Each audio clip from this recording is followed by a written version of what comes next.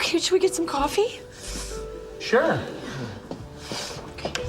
Where? Lisa Kudrow's story begins far away from the bright lights of Hollywood or the huge success of Friends. She grew up in a quiet home in Encino, California, with a family that cared about science, hard work, and being serious about life. Her father, Dr. Lee Kudrow, was a respected headache specialist who opened one of the first private headache clinics in the western United States. Her mother, Nedra, worked as a travel agent and later became a strong woman who survived breast cancer. Their home was not loud or chaotic. It was calm, strict, and filled with books, medical talk, and expectations. Lisa grew up as the youngest of 4 siblings, but the large age gaps meant she often felt like she was growing up alone. Her oldest sister, Helen, was already an adult with her own life when Lisa was still in school. Her brothers, David and Derek, were older too, and each one followed a different path. With siblings far ahead of her, Lisa spent much of her early life on her own, reading, studying, and trying to understand the world quietly, from a distance. Even from a young age, Lisa showed signs of deep introversion. While other kids ran outside to play, she often stayed inside with books that were too advanced for her age. Her mother called her an old soul because Lisa seemed older in the way she thought, spoke, and behaved. Teachers noticed the same thing. She was smart, polite, and caring, but she also overthought everything, especially social situations. She studied people as if they were puzzles she couldn't solve, and simple interactions sometimes felt overwhelming. She didn't like big groups or busy playgrounds. She preferred quiet corners, empty rooms, and the feeling of being safe. As she moved into middle school, these feelings became even stronger. She wanted to fit in, like every kid does, but she couldn't figure out how to match the rhythm of the other children. Friendship didn't come naturally to her. Then came the moment that changed her entire view of relationships. In 7th grade at Portola Middle School, 2 of her closest friends told her something that left a permanent emotional scar. They said they wanted her to see what it would be like if we weren't around anymore, and then they stopped being her friends. Just like that, they pulled away from her as if it were some kind of experiment. Lisa didn't see it coming, and it hit her hard. This wasn't a normal argument. It wasn't a fight. It was a planned rejection. Her world suddenly felt unstable. She felt confused, unwanted, and deeply alone. At the same time, her school was reading a classic story about how things that seem good can actually be hurtful, and how life can change without warning. One line stuck with her: fair is foul, and foul is fair. She said that line repeated in her head because it captured how upside down everything felt. Kids who were kind got pushed aside, kids who were cruel were admired, and she felt trapped somewhere in the middle, hurt and confused. Her sister Helen, who was 20 at the time, noticed what Lisa was going through. On school half-days, when students usually went out in groups, Helen would drive to the school and pick Lisa up so she wouldn't have to sit alone. She took her to lunch off campus, talked to her, and helped her feel less invisible. It became their little ritual, and Lisa later said it was one of the most extraordinary things anyone had ever done for her. But even with support from her sister, the rejection from her friends stayed with her. When she turned to her parents for advice, their answers didn't help. Her father said something quick and harsh like "forget them," and her mother said, "You can't do that," when Lisa tried to process it. But no one sat with her to help her understand what happened. She was emotionally stranded, trying to make sense of a painful moment with no guidance. That moment hardened something inside her. She became careful about trusting people, especially groups. She learned to protect herself by creating distance, silence, and space between her and others. As she moved into high school, her introversion grew. She joined the tennis team, which gave her structure and helped her achieve something, but it didn't make her feel socially connected. She stayed quiet, focused on academics, and continued trying to navigate social spaces that never felt comfortable. She loved science, studied constantly, and even took summer courses at Cornell University. But while she was smart enough for the work, she struggled emotionally. She failed both the courses she took there, not because she lacked intelligence, but because she was overwhelmed by trying to understand where she fit in socially. Her father surprised her by responding with kindness, saying, "Good for you. Now have fun." He knew she needed relief from the pressure she constantly put on herself. At 16, she made a big change in her life. She had a nose surgery. She later said this gave her a kind of confidence she had never experienced before. It didn't turn her into a different person, but it helped her feel less trapped in her own self-criticism. Even then, she stayed focused on academics, eventually going to Vassar College to study psychobiology. She wanted to follow in her father's scientific footsteps. She did research, got good grades, and even co-authored a real medical study on headaches and left-handedness. She might have gone on to medical school or a research career. She was on track for a completely different life. But as she grew older, something inside her was shifting. She still struggled socially, still carried the loneliness from her childhood, and still found groups intimidating.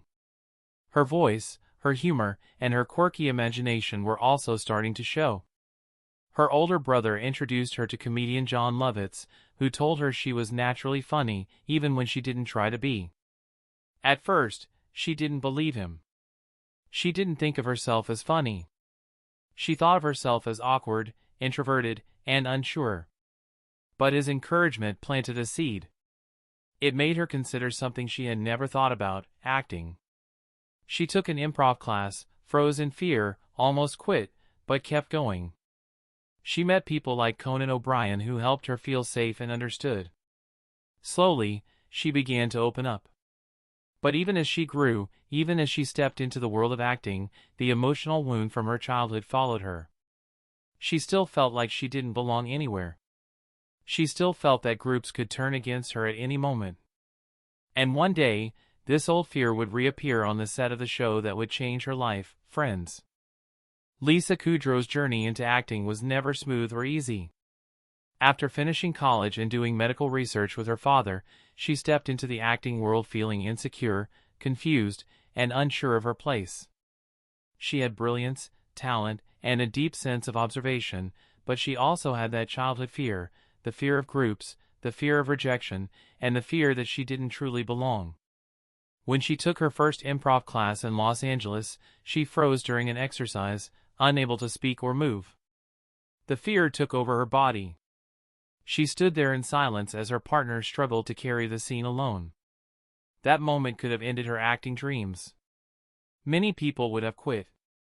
But something inside her kept her going, a small voice that said maybe, just maybe, she could try again.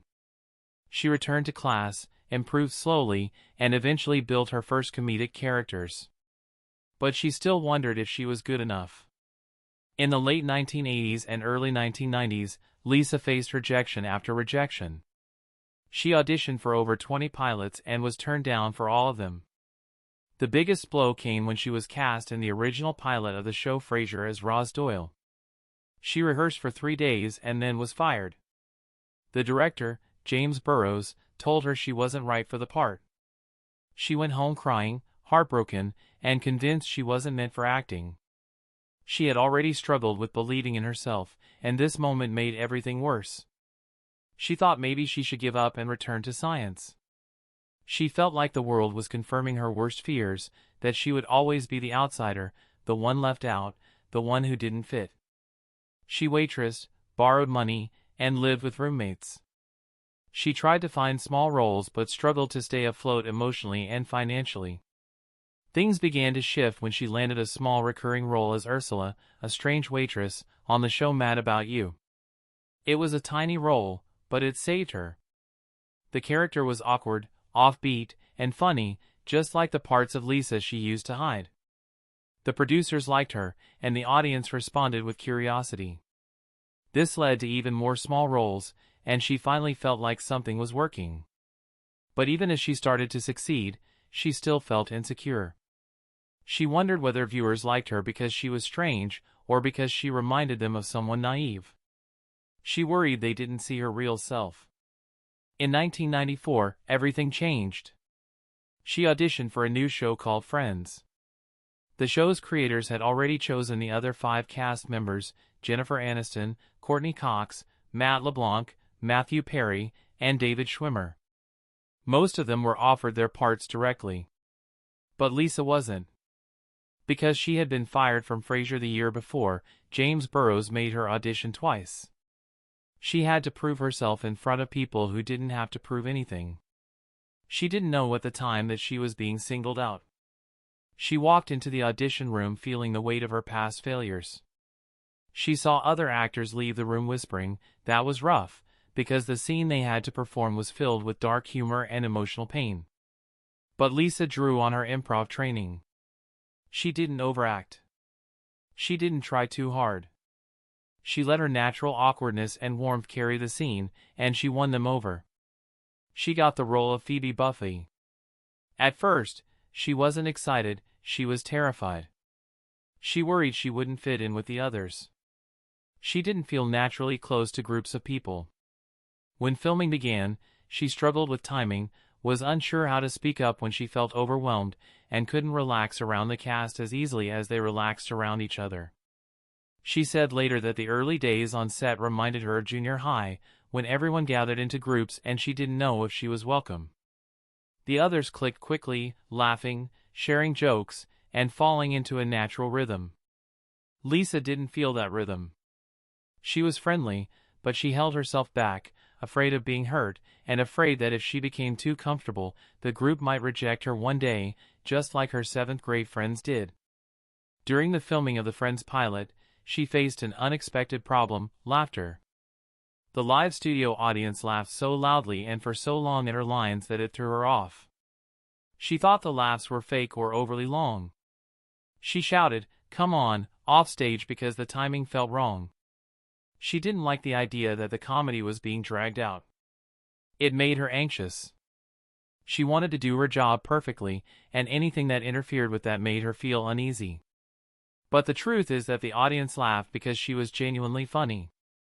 They loved her quirky delivery, her soft voice, and her unique sense of humor. But Lisa couldn't believe that yet. She still felt like she was the odd one out. As the show continued into later seasons, she continued feeling isolated in certain ways. The cast was close, but they didn't hang out as much as fans believed. In fact, after the show ended, the 6 of them only had dinner together once in 17 years.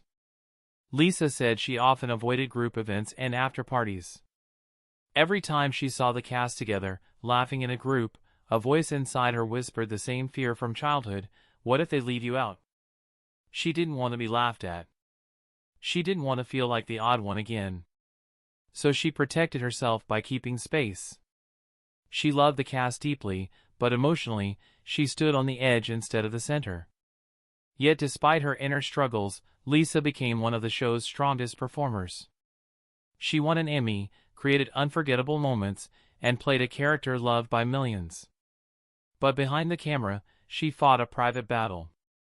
She wanted to fit in but didn't know how. She wanted to be close to the others but felt safer keeping a little distance.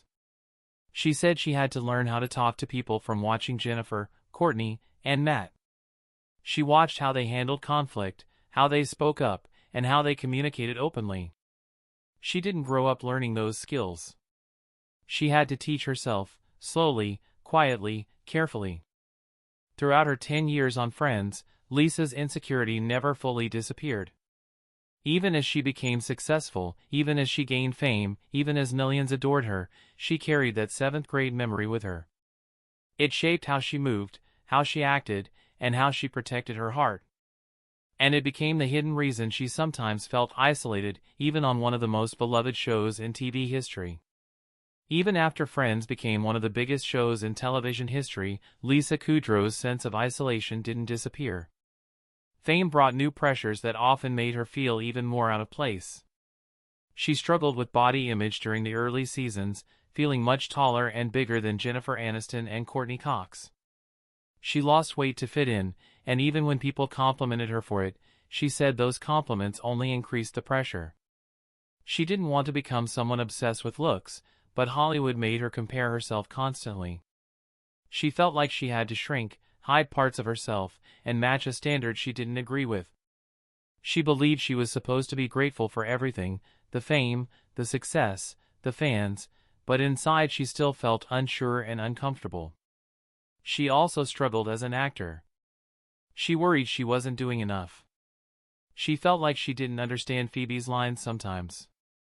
She tried to analyze them like a scientist, but that only made things harder. She said Phoebe's lines were illogical and that her brain didn't know what to do with them. While the others connected easily with their characters, she had to work through emotional and mental knots every time she prepared for a scene. When she felt overwhelmed, she didn't always know how to ask for help. People who grow up with deep introversion often keep things inside because they fear being judged, misunderstood, or rejected. That's how Lisa operated as well. During season 3, she had a moment when she hit a personal low.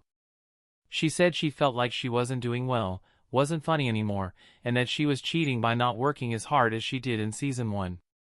She spiraled into self-criticism, convinced she was failing the show. Matt LeBlanc noticed and pulled her aside.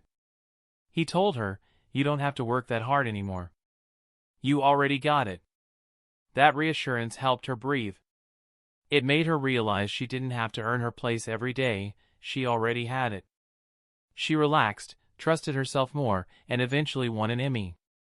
But even with that success, she still felt like she was learning how to be part of a group. Outside of Friends, Lisa pushed herself creatively.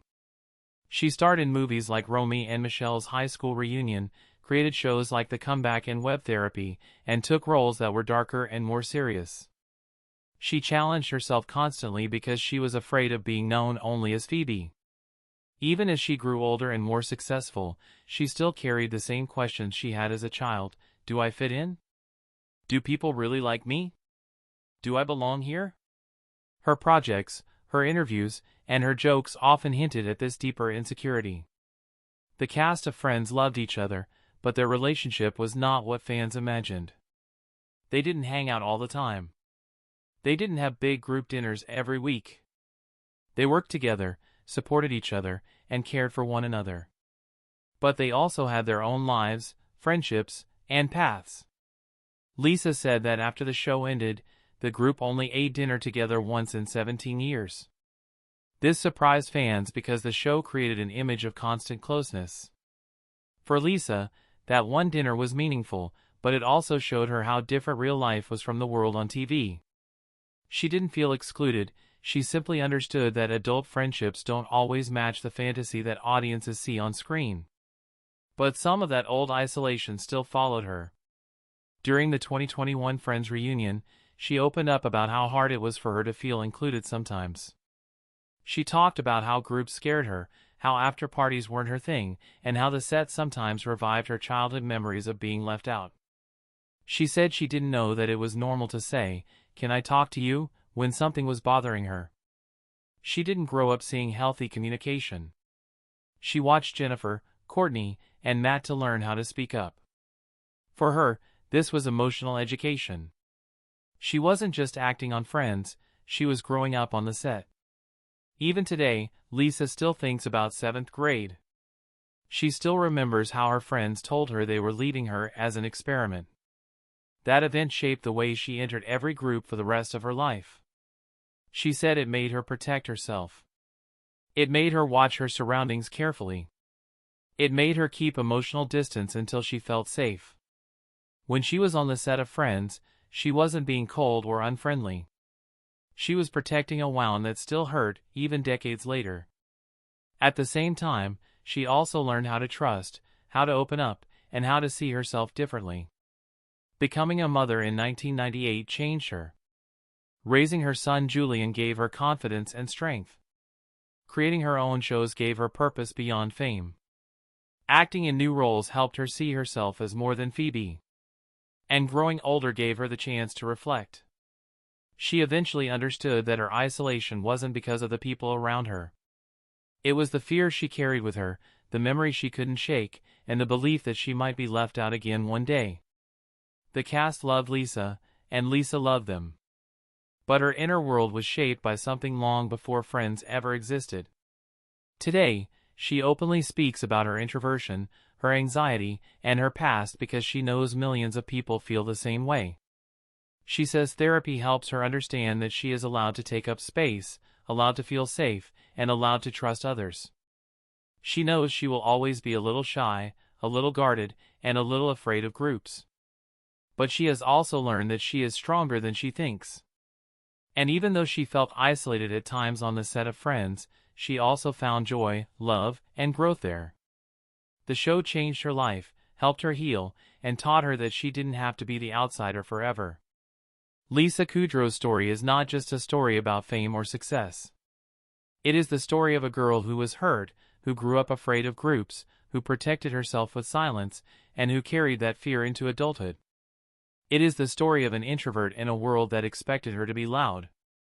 It is the story of someone who made millions laugh while quietly fighting her own battles. And in the end, it is the story of someone who learned, slowly but surely, that she truly did belong. Most people know Lisa Kudrow as the lovable, quirky Phoebe Buffay from Friends, a character full of warmth, humor, and a strange kind of charm that made her stand out. When people watched her on television, she seemed confident and comfortable. Her character was free-spirited, joyful, and bold in her own unusual way. Phoebe sang silly songs, spoke her mind, and brought a different kind of magic to the show. Because of this, many fans assumed the actress behind the character must have been just as relaxed and confident in real life. But the truth is very different, and far more emotional. Behind the smiles, jokes, and funny lines, Lisa Kudrow was carrying something heavy, something that followed her from childhood all the way to the set of one of the most popular sitcoms in history. This deeper story is not just about fame or acting. It is about what happens inside a person when they grow up feeling unsure of themselves, when they struggle to fit in, and when a painful childhood moment leaves a mark that lasts for decades. Lisa's life is an example of how early rejection can create fear that stays with a person long after the moment has passed. Her quiet nature, her introversion, and her emotional sensitivity shaped the way she lived, the way she worked, and the way she connected with people. Even as she became famous and successful, the scars from her early life still influenced the way she felt around others. When we talk about Lisa feeling isolated on the set of Friends, many people imagine some kind of drama or conflict. But this story is not about fights, jealousy, or bad relationships. In fact, Lisa loved her castmates deeply. The isolation she felt came from inside her, from the way she saw herself, from fears she never fully learned how to let go of, and from memories that shaped her personality. Introversion is not a flaw, but in a noisy environment filled with big personalities, fast friendships, and constant attention, it can make someone feel out of place. To understand Lisa's emotional journey, we have to look at the pieces that formed her. Her early childhood shaped her sensitivity. Her teenage years shaped her fear. Her early acting days shaped her insecurity. And her success on Friends shaped both her growth and her struggle. When these parts come together, they tell a powerful story about how even the most successful people can feel invisible or unsure. Many people relate to this without realizing it, because we often forget that celebrities carry private experiences we never see. This introduction helps set the scene for a deeper, longer look at Lisa's life. It shows how a quiet girl from California grew into a famous actress while still fighting old emotional battles. It reveals how one painful moment in middle school stayed with her for decades, influencing the way she trusted others. It explains why being part of a close cast sometimes made her feel scared, even when everyone around her cared about her. And it reminds us that behind every smiling face on a screen, there is a real human being with real emotions. When Lisa first started acting, she wasn't sure she belonged in the entertainment world. She came from a family focused on science and structure. Her father worked in medicine, her siblings were older and independent, and she was the quiet one trying to understand her place. Acting didn't feel like a natural path for her. She was smart, thoughtful, and observant, but she didn't see herself as funny. She didn't see herself as the kind of person who could stand in a spotlight. She took small steps into acting with fear in her heart. She often felt like she was pretending to be confident. Inside, she questioned herself constantly. By the time Friends entered her life, she had built some confidence but not enough to erase her old fears. She still felt like the outsider, the quiet girl watching the group instead of joining it. And the cast of Friends, Jennifer, Courtney, Matt, Matthew, and David, were warm, social, and outgoing. They connected quickly and easily. Lisa connected too, but more slowly. She didn't always understand how to relax around people. She didn't always know when to speak up. She didn't know that it was okay to say, "I'm struggling today." So she kept many feelings inside, which made her feel even more separated from the others. But her story is not sad. It is human. It is honest. It is filled with small victories, personal growth, and quiet strength. Lisa learned how to be herself even when she felt insecure. She learned how to speak up even when it scared her. She learned how to trust people slowly. She learned how to turn her sensitivity into a strength. Her character on Friends became a symbol of kindness and individuality, and millions of people loved her for it. And that love helped her heal, even if slowly. This extra section is meant to prepare readers for the larger story that follows. It sets the emotional theme, explains why her isolation matters, and helps the viewer understand that Lisa's journey is not about celebrity drama, it is about human emotion, inner battles, and the process of learning to feel safe in the world. It shows how a small wound from childhood can echo through a person's life in ways they never expect. And it reminds us that success does not erase insecurity. Sometimes, it makes it more visible. The full story that follows will explore Lisa's childhood, her early struggles, her introduction to acting, her experiences on Friends, and her growth after the show. It will explain why she felt out of place, what made her unique, and how she eventually learned to accept herself. Most importantly, it will show how someone can feel isolated even when surrounded by people who love them. Her story is not just about Hollywood, it is about being human in a world that often asks us to be louder, brighter, and more confident than we really feel. Lisa Kudrow's emotional journey is a reminder that even gentle, quiet people play important roles in the world, and that healing takes time, courage, and understanding.